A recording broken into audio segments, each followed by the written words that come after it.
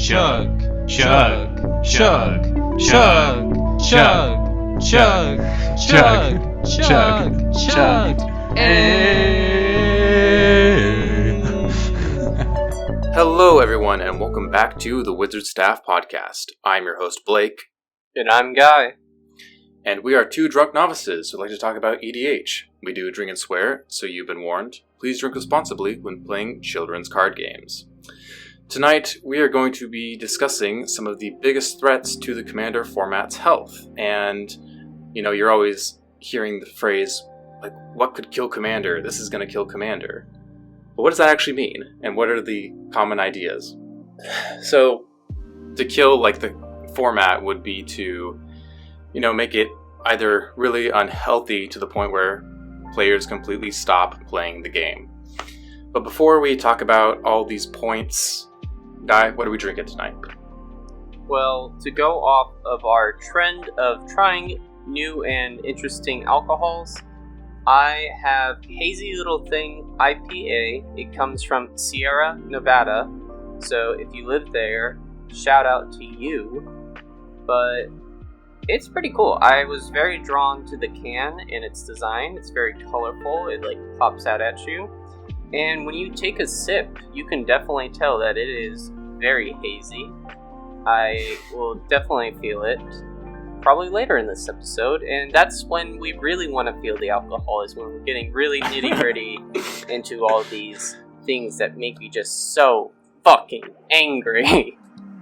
Okay, well, we are hoping to keep this episode a positive mood, so just keep that in mind. But I am drinking Kyla Hard Kombucha, and it tastes like a fizzy lime drink. I don't even taste the alcohol. It's made in Hood River, Oregon, and I enjoy it. It's like purple. It's weird. Like the drink itself is purple? Yeah, like the liquid. Oh, that is interesting. You don't really see too many of those kind of drinks. Mm-hmm. Yeah. Before we get into talking about the main topic, just want to do a quick shout out for the Ristic Study Lo-Fi Hip Hop Chill Girl giveaway.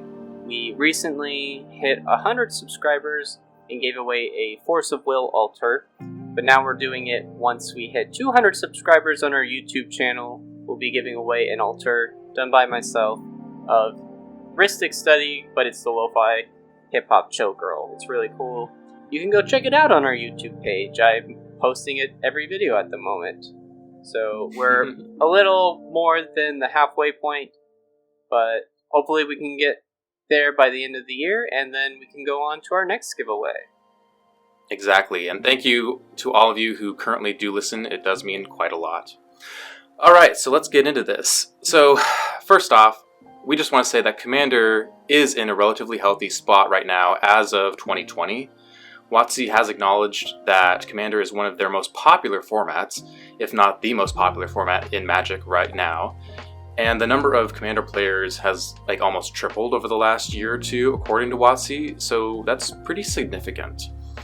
And in late 2019, WotC declared that 2020 was going to be the year of Commander, and it seems pretty accurate given all the Commander-specific products we've gotten, like Ikoria Commander precons, and Zendikar Rising precons, and Commander Collection Green, and all the Command Fest onlines, and Commander Legends, just a whole bunch of stuff.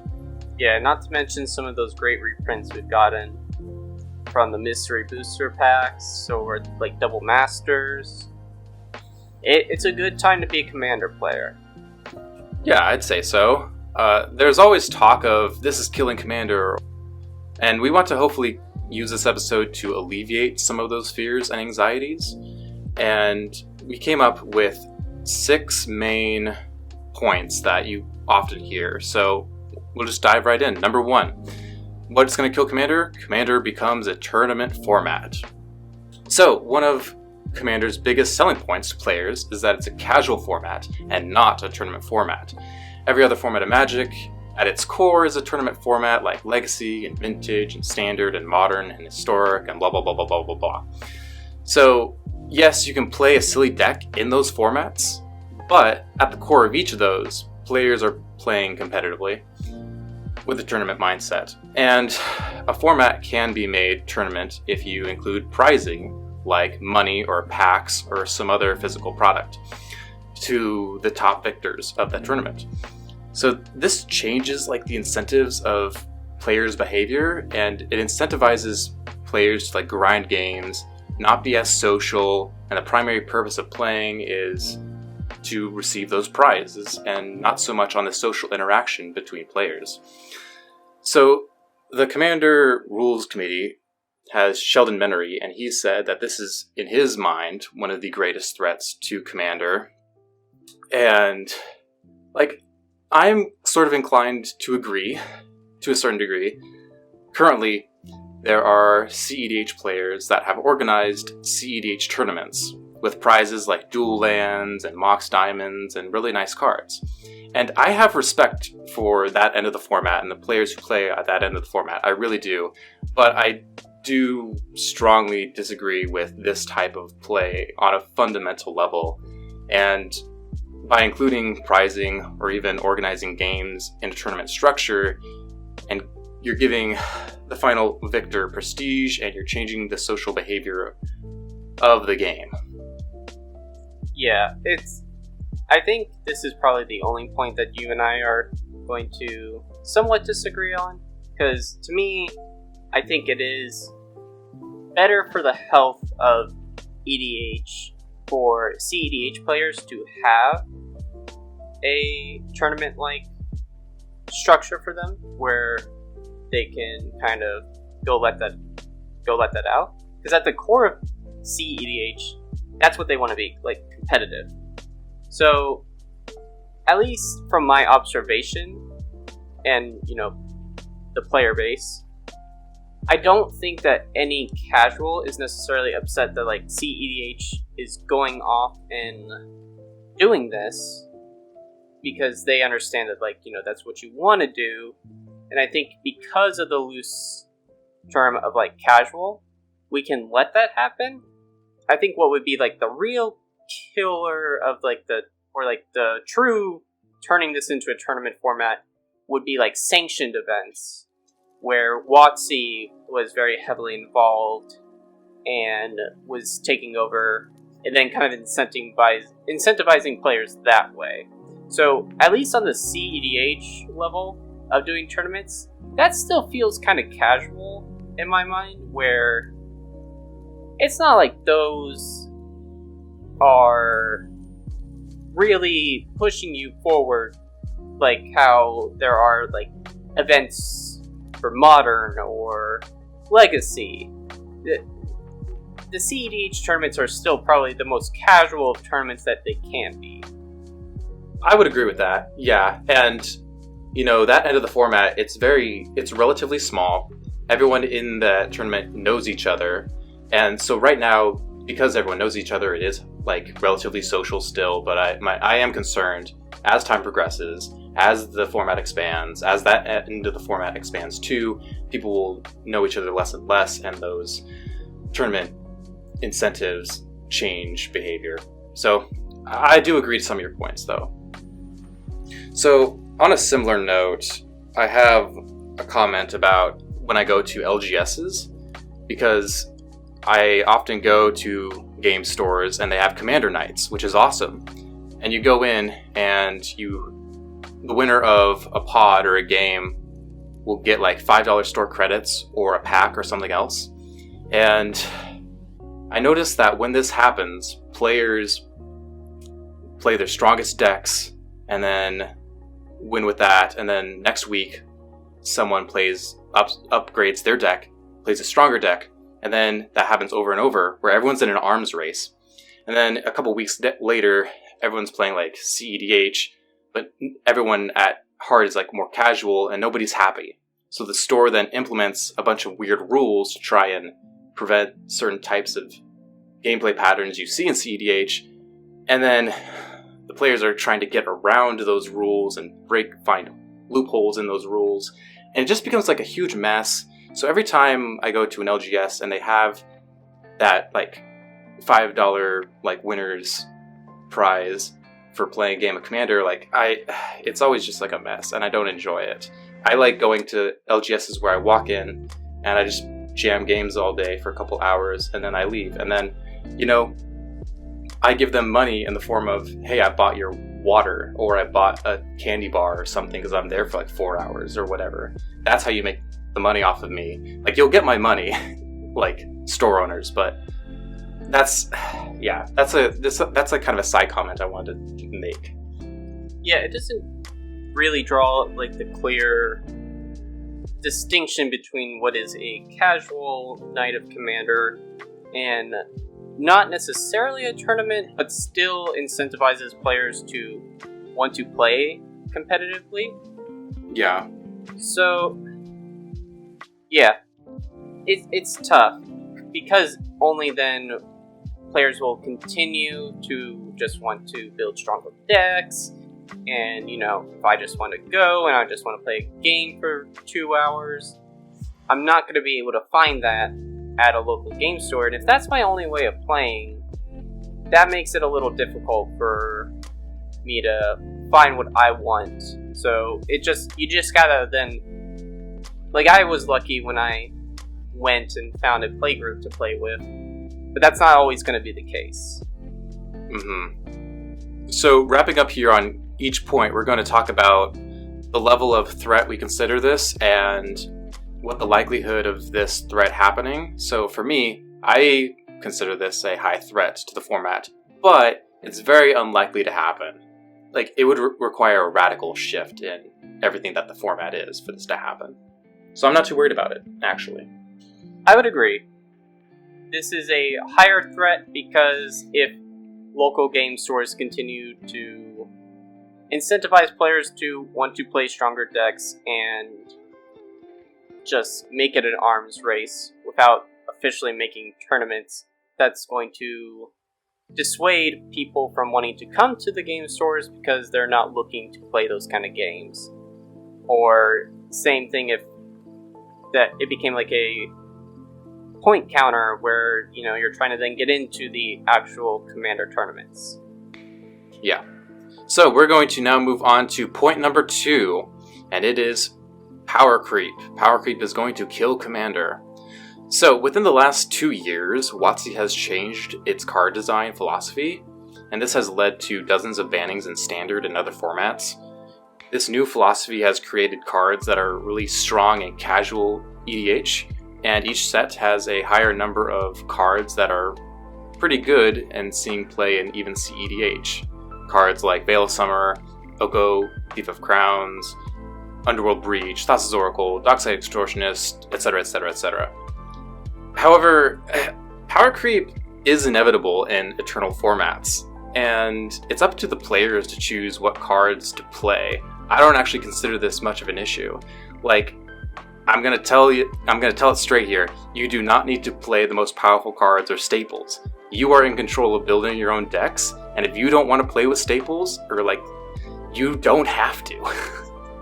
Right, this is kind of where the rule 0 is really important in Commander, because you're trying to make sure you're aligning before the game and everyone knows what your objective is in terms of gameplay. Do you want to play a fast game? Do you want to play a slow game?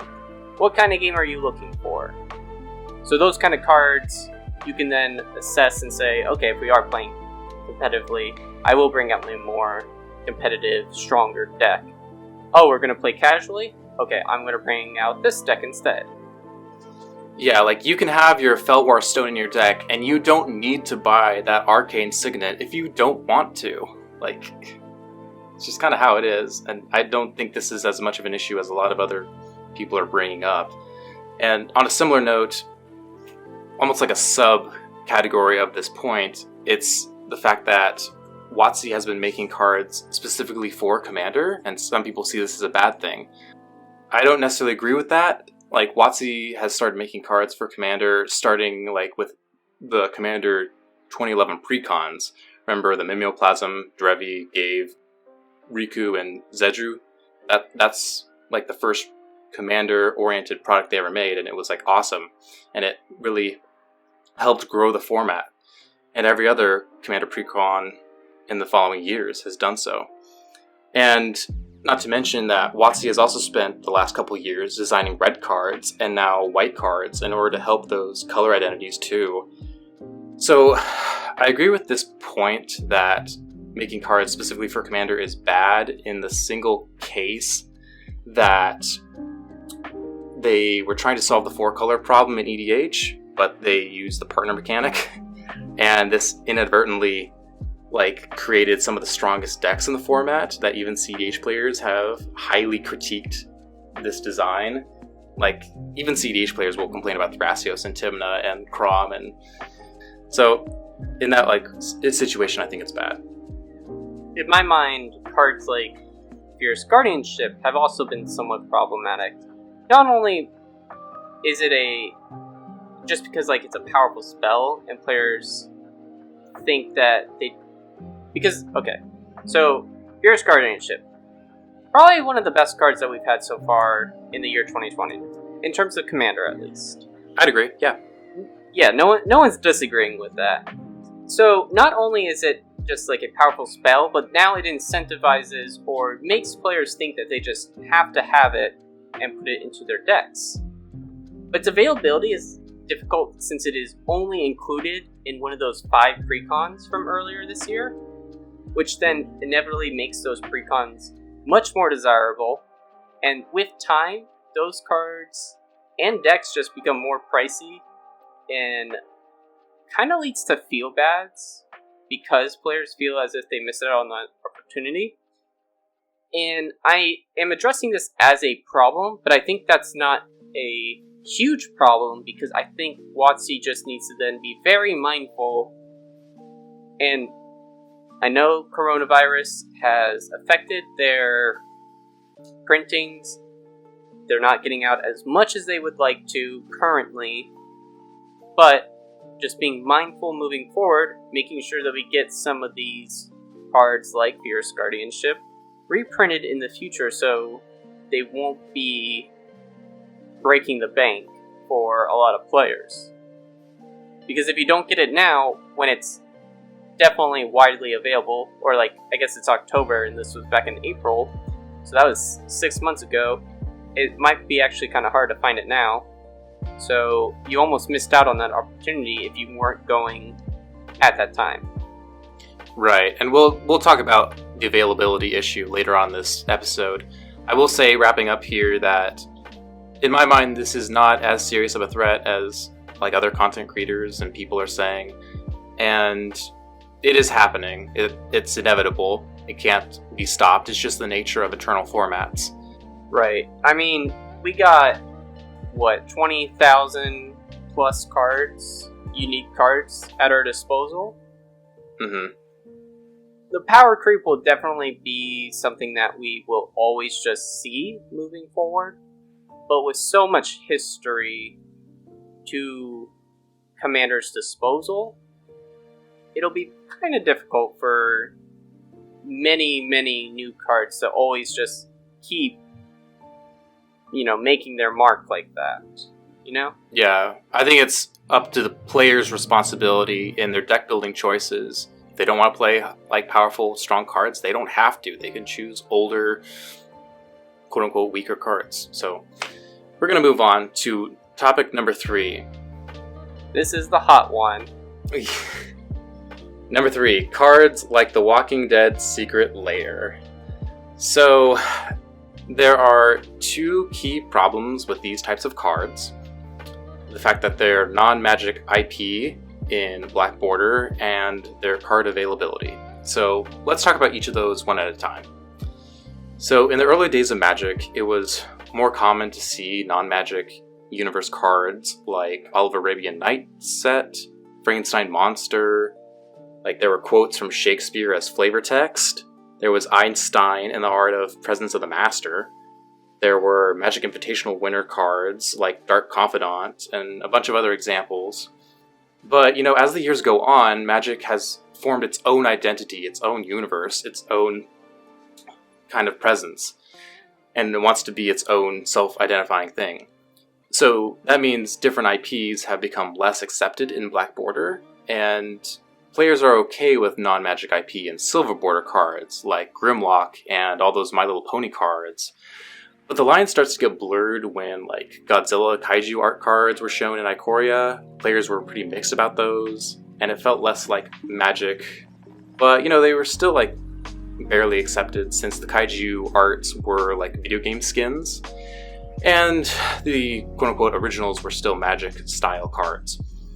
And then also there's like Dungeons & Dragons, which has also influenced Zendikar Rising and the upcoming set Adventures in the Forgotten Realms. So its influence is generally positive for Dungeons & Dragons. However, this is where we get to the however. Recently, The Walking Dead Secret Lair was released, and it kind of crossed the line in the minds of a lot of players. So these had black border legendary creatures that referred to the show's characters directly in name and art. And players are not happy because it's not an alternative version like the Kaiju art cards were. They're not silver border, which they would have been more accepted if they were. A lot of people are saying things like, I came here to play Magic and not the Walking Dead TCG. And I kind of feel that way too. When I look at them, it's like, I came here to play Magic. I didn't really come here to play against Walking Dead cards. It does kind of take me out of it.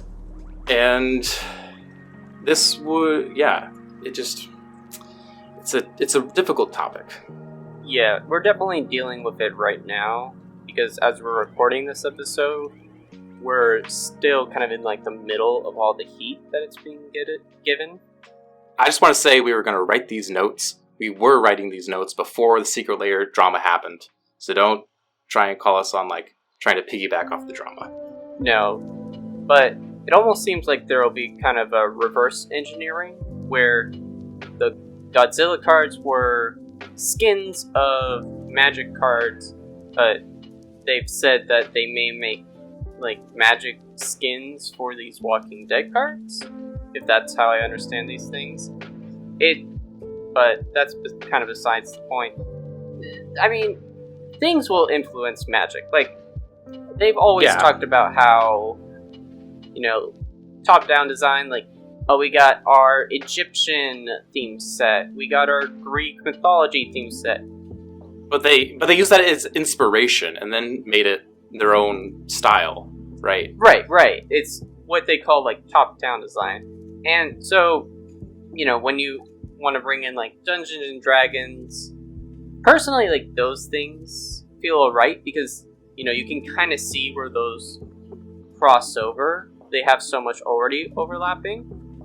And even when we saw, the announcement come out, no one was complaining that was a bad idea because, it makes sense in terms of what you would expect from Magic or Dungeons and Dragons. But then you bring in, like, The Walking Dead, and that's much different. Many players have said they don't like this because it has the potential for Wizards to explore this similar mindset in the future. I see a lot of people saying, oh, I can't wait for my Pickle Rick Commander or Ronald McDonald card. I've seen some speculation that, like, Strixhaven is going to have a crossover with Harry Potter. Oh, I fucking hope not. Yeah, and due to just the backlash, I'm hopeful that WotC has heard the message loud and clear. That the players don't want this. If they were to continue to make products such as these, then I can definitely see more mixed emotions arising and making the players mad enough where they would want to quit altogether. Yeah, I see a lot of people pretty unhappy saying that they're quitting, so... Right. There's also one more point to this, which is the card availability issue. Like, printing new possible commanders in Secret Lairs is just bad in general, because Secret Lairs have such a small, limited print run and are unattainable in certain parts of the world. So, it's frustrating. I also want to mention that Mark Rosewater, the lead designer at Wizards of the Coast, has addressed all of these issues, and we're not going to talk about them here because we don't want to spend forever on this topic, but if you're listening on our YouTube, we will put those up on screen, Mark Rosewater's responses to the common questions regarding the Walking Dead Secret Lairs. But, wrapping up here, I just want to say, like, I'm a little disappointed in one of the most popular Commander content creators, because he used clickbait titles when these were revealed to exploit like the fear and anxiety in the player base, like just for a bunch of views. In contrast, there were other content creators who addressed this much more responsibly and properly. And also, I'm pretty happy with Sheldon Menery quickly saying that the RC is looking at the situation, hearing what people are saying, inviting people over to their Discord so that the discussion can be had there, saying that they would release a statement soon. And then when they did come out with their statement, I know the player base is a little bit divided. Some people agree with what the Rules Committee has said, and some people do not. I agree with the Rules Committee's statements, where unfortunately, like, banning these cards would set a terrible precedent going forward, and I think a lot of people just think, oh, banning a card is a magic perfect band-aid for every solution. No, like, banning is just one tool. It's one policy decision that can be made. Like, banning cards is not like the perfect answer that I think a lot of players think it is. Right. Yeah. Many players have wanted these cards banned for all these reasons, but the Rules Committee has said that they would rather ban cards due to the gameplay reasons rather than the accessibility reasons, because I mean, we do have a lot of cards already in the format that are kind of hard to access, because if you weren't playing at the beginning, then that you kind of like missed out there. So that sets a precedent for that as well. Yeah, I'm kind of the mind of, like, you don't want to make a bad situation worse, looking at the format in the scope of years to come. So, yeah, it's a rough situation. Guy, Watsy did a Twitch live stream regarding these secret layers. I did not watch it, but you did. What was that like? To give my personal thoughts, I don't think this idea of crossovers into Magic will kill Commander, but watching Watsy's response, there was definitely a lack of empathy from this Twitch stream, and they sent a pretty clear signal that this is likely to happen again. And even during the stream, they were dancing around some of like the real issues that they were being brought to attention. I was watching, players ask questions, but it was kind of clear that, we're going to pick the questions that we feel comfortable asking, not the ones that are, what you guys came here for. So it was kind of, I'm just turning a blind eye, not going to care.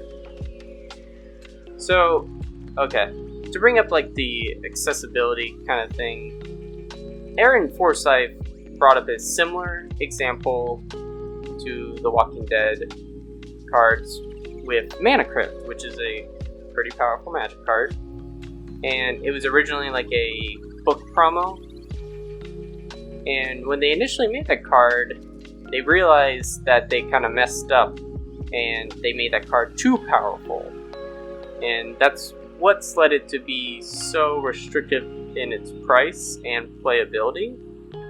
And I can't help but like wonder why they aren't trying to take the same precautions here with this kind of product, because these cards are mechanically unique. And if you don't buy them now, then you're not going to get them later. Yeah, that's a strange example. It kind of seems like it's comparing apples to oranges in my mind. I definitely see where players are coming from in that sense, because once this product is no longer available to the players, I don't know how they're going to get these cards. And let's say like I think Glenn, that's a character from The Walking Dead who got a card. I've heard he's pretty strong, and if he ends up being kind of a staple in Vintage or Legacy, like, sorry you didn't spend $200 to get your playset of these cards. You're not going to be able to get them ever again until we decide to reprint them. Alright, I don't want to spend too long on this topic because we got other ones. Do you have any other final thoughts? Yeah, I mean, this is a little off the topic of, like... This does speak to the lack of empathy, actually, that I see coming from WotC. And just moving forward, I want to say this to our listeners. And it's in regards to Negan, whatever his name is. Yeah, we don't watch the show. We don't know. Yeah. He has a pretty controversial backstory, being a rapist. And I know that the rules committee came out and they're like, we understand and we kind of hear some of your comments, but we're not going to ban this card because blah blah blah. Maybe we'll consider in the future after we've heard a little more. And I just want to say, if you do decide to play with Negan, whatever, and you come across someone else who doesn't want to play against that because it is triggering to them, I really ask that you be respectful and say, okay, I will put this away and I'll play a different deck right now.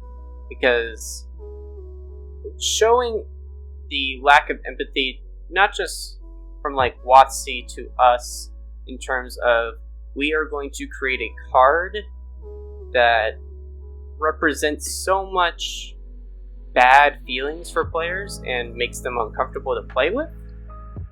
It's kind of the same thing when like you go in to play with this card across from your opponent, who then we just have to be respectful of each other. And I think what I'm trying to just say is this lack of empathy that is coming out of this Walking Dead, whether it's the accessibility of cards or the content that we put into the cards that we make, is very detrimental to the game.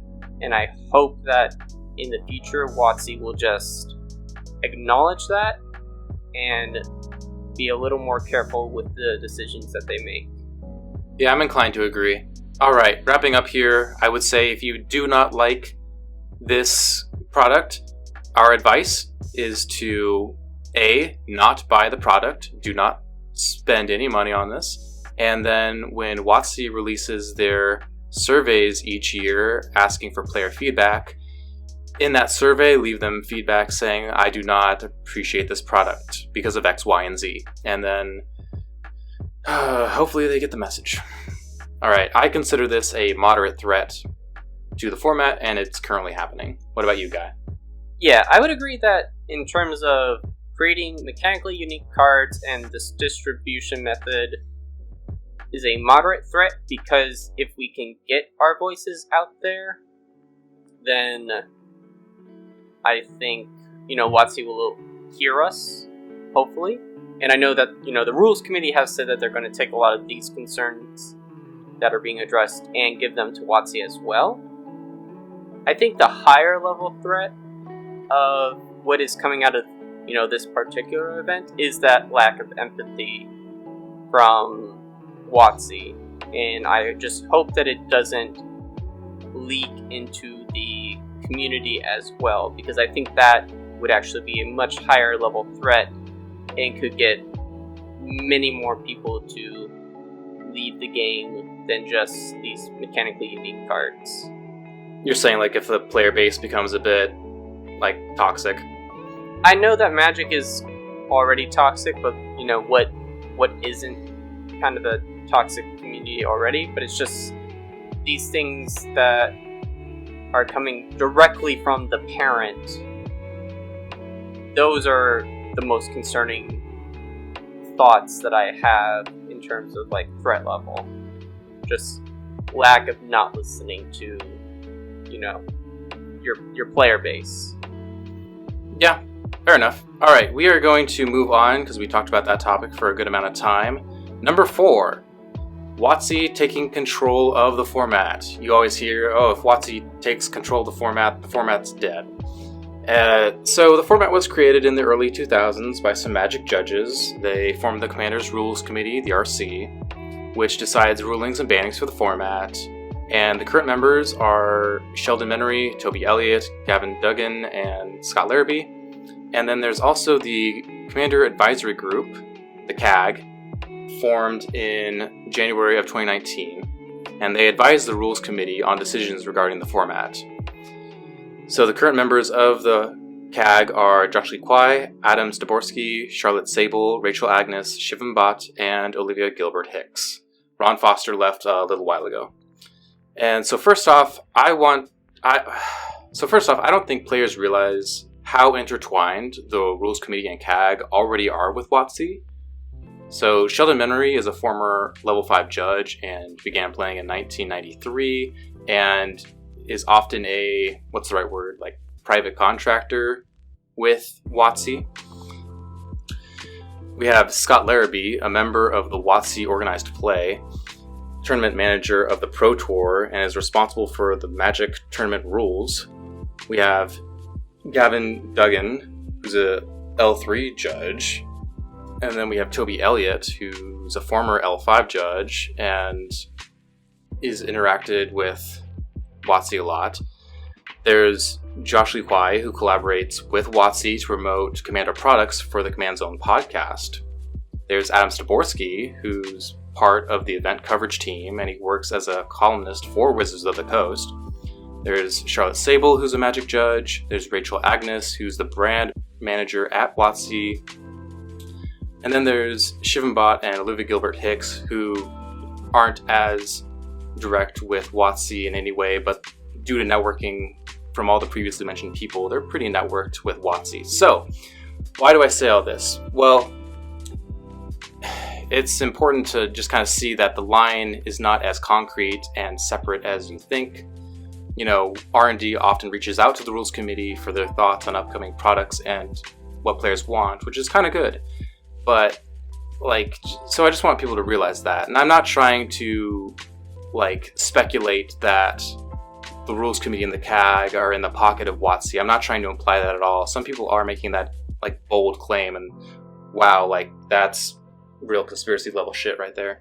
So, I think, 2 years ago, the idea of WotC should take control of Commander was a more accepted idea, but, within the previous, mentioned issues, I think fewer people have faith in WotC's ability to manage formats, and the Rules Committee has done, a fairly good job within the last 2 years with their responsibilities. They've increased their transparency via Twitch streaming and Discord and updating their website. Thank you for updating that website. Oh my god. They also increased communication between players and the RC in both directions by forming the CAG. The CAG has really helped make players' voices heard, and they also really help getting whatever the Rules Committee announces to the players. And WotC has been stumbling a lot with a lot of their recent decisions. And also keep in mind, WotC is a company that companies behave differently than whatever the Rules Committee is, or CAG. Right. At the end of the day, WotC's main objective is always about making money and doing what is best for the company. The Rules Committee and the CAG are people who are not motivated by money, but their love for the game. That's kind of where, we see this casual format come from. If WotC were to take over the format, that could lead to very similar situations that other formats have experienced and lead to Commander's downfall. But luckily, because of the current relationship between WotC, RC, and the CAG, it's, very transparent between everyone. I don't think that WotC would try and make that leap to take over Commander. That would be fucking insane. Oh my god, I can't, imagine if that happened. Oh my god, that would be so wild. Right. I don't think that's in their best interests, and I don't think that they have those intentions because they recognize the players are playing this because of that casual aspect, and that it is run by a different entity that is not themselves being WotC. Yeah, I don't think I would rate this as a likely threat to happen, but I guess if it did happen, it would be one of the biggest blows to the Commander format. Yep, I completely agree. Alright, we're going to move on to point number 5. We said we mentioned it earlier on in this episode, affordability. So, there's been growing concern that as Commander becomes more popular, Commander staples become too expensive. And WotC doesn't seem to be able to print enough Commander cards since the card pool is so diverse. Like, even when they reprint Commander staples, they often rise back to whatever price they were within like 2 years, give or take. And I think as time moves forward, more Commander staples will become more expensive. And I think that casuals can learn from CEDH players and become more proxy friendly. I would really like to see a lot more proxies used so that you're saving your hard-earned cash for, arguably more important things in life, like rent or groceries or whatever. So there's always like the saying, like, you want to play against a person, not their wallet. So yeah. Right. In terms of like reprinting staples, I am happy that WotC recognizes that there are some cards that are in high demand and that they will reprint them in some products. I know it gets a little tiresome for themselves when they just don't want to reprint the same card every 2 years because they want to, 1, make new cards, and 2, reprint other cards that may have that may go to like a similar end use, I guess. But I'm hopeful that WotC will give into the pressure of either removing certain cards from the reserve lists or just doing it altogether, just doing away with it altogether. Because that has happened several times where they've taken off certain cards, like Demonic Tutor and Basalt Monolith, I think are the 2 biggest examples. It's good that this format is growing the way that it is, because I think that we could get to that point where WotC will acknowledge, okay, we need to take off some of these cards like the dual lands, because if we do want the Commander community to grow, we need to be able to provide these cards for everyone. Yeah, going back to point 2, WotC has been continuing to raise the price on their Commander precons as well. And that also makes the bar for entry a little more difficult, because not everyone wants to initially spend $50 to just get into the game. But hopefully with Commander decks like the ones that we just got in Zendikar Rising, WotC can learn from this by creating cheaper decks and are like a much more appreciated entry point than from $18 to like $45. I think that's what they were. Yeah, they're more affordable than the typical Commander precon. So I think that this is a moderate threat and it's like currently happening. What about you? I think it is a moderate threat with potential to grow to a higher level threat. But again, this is one that I think can be addressed very easily. I just think that WotC needs to listen to their player base. Alright, well with that, we'll move on to our final point. What could kill Commander? Splitting the format. So, casual players sometimes will say, CEDH and casual are totally different. CEDH should just like split off and be their own format, dude. And this idea is just straight up dangerously ignorant and stupid as fuck. I'm just gonna say that. Straight up. CEDH is what inevitably happens when like players want to play at the top end of the format's power level. Like, it's part of the format. CEDH is EDH. It's just like slightly different because that's what happens when you get to a top end of a format in terms of power level. Like, the only meaningful difference between like what CEDH is and like the rest of EDH is like some very minute like social expectations, and then like that's really it. It's like we're all playing the same format, and like people who want to split the format don't really realize how dumb of an idea that is. Like, they don't realize that the format is not a binary between CEDH and the rest of all casual players. I know that the language we use is kind of unfortunately restricted to creating this like false dichotomy, but that's not how the format is at all. It's not a binary. It's very much a spectrum of power levels. Like there's no clear divide between like CDH and EDH. Not really. Like I've played like some CDH games. I played Fringe CDH. I played High Power. I played like whatever other name you want to call for all the other power levels down below. Like it's just a spectrum, dude. And so like if you were to divide the format, nobody would agree where the line is. And even if the line was drawn, it would be arbitrary. And a new CEDH, air quotes, would form at the top end of the new casual half. You're just stuck with the same problem you started with before. And so, which wasn't even a problem, not really. And so, like, this whole idea of splitting the format is just so fundamentally flawed in every conceivable way. I know when people bring this up, I'm just like, oh, this is going to be a difficult conversation. It's just sticky. It's unnecessary. You would have to appoint someone to kind of draw the line of where CEDH and EDH are, and then that creates the tension between your new EDH players and your CEDH players, where some EDH players are like, oh, you're playing too powerfully for the EDH side, you have to be go over there. Yeah, and then when they go over there, they're like, oh, you're playing too weak. And then it's like, okay, now we split it into 3 formats, and you're like, oh my god. And then it just, eventually it, like, kind of makes your spectrum that you're talking about, but why aren't we just then kind of like, umbrella term, this is EDH.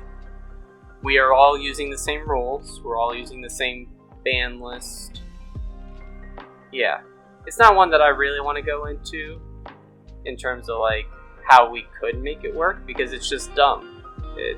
We don't need to. It's pretty brain dead. Like, it's a high threat, but it's like so unlikely to happen just because it's dumb. Like, no. Right. And I think if it were to happen, we would start talking about this, and then I think, or at least I would be hopeful, that we would come out of this saying, oh, this just doesn't make sense. Like, we just need to keep the CDH. If this happens, like, no joke, I would quit, because, like, there's, on every conceivable level, it doesn't make sense, and, like, it doesn't work, and it's just so flawed. Like, it doesn't make sense. Yeah. I would straight up quit. No. So, that was our final point. Thank you all for listening. We're going to talk about, like, our conclusion to this whole episode. I know we've been talking for about an hour, and I just want to remind everyone that, like, Commander is in a pretty good, healthy spot, relatively speaking. Like, especially looking at other formats. Like, almost nothing can fucking kill Commander at this point. Like, there's almost no way to play Commander wrong, and kitchen table magic, sitting at your home with all of your friends, it's always going to exist. Like, there's no way to stop that, and yeah. So I want us all to be, like, hopeful, and I'm not trying to say, like, the format doesn't have issues and threats, but, like, I think they are all manageable, or not as severe as I think people make them out to be. I agree. I think that a lot of the points that we bring up are more likely points where they stop supporting WotC as a company, but they can still continue to play Magic on their own terms. I think what will just kind of kill Commander for your own personal sake is when you just are, not interested in it yourself, but that's for you to decide, not necessarily, one point. Because, I mean, in terms of, like, Magic, WotC could stop making cards and Commander could still exist, just because there's so many cards already that we could be pulling from that we could always just have something new to do. I don't know exactly where I'm trying to go at this point, but I do agree with the sentiment that, like, nothing will kill Commander. No one point will kill Commander. It's at least it's a really resilient format, and if it does die, it's probably going to be a multitude of factors. It's probably not going to be one single thing. Right, and even if the rules committee today said, we're done, someone would want to step up and say, I want to be, the new rules committee, or I want to be someone who takes charge and helps lead this format in a direction. Yeah, there's a whole bunch of ifs. I don't want to go down the rabbit hole. Thank you all for listening. It means a lot that all of you listen each week. Did we miss anything? Did we miss any major points or any... I'm sure that there's probably one or two things. Do you agree or disagree with any of our points? Please let us know. Yeah. We are the Wizard Staff Podcast. You can listen to us on iTunes, Stitcher, Spotify, or YouTube, or anywhere else you listen to your podcasts. The best way you can help us out right now is to subscribe to our YouTube. You can follow us on Facebook, Instagram, and Twitter at WizardStaff101. Send us an email at thewizardstaff101@gmail.com if you want to bitch and complain about how stupid we are. Again, thank you all so much for listening, and we'll see you all next time. Peace. Peace.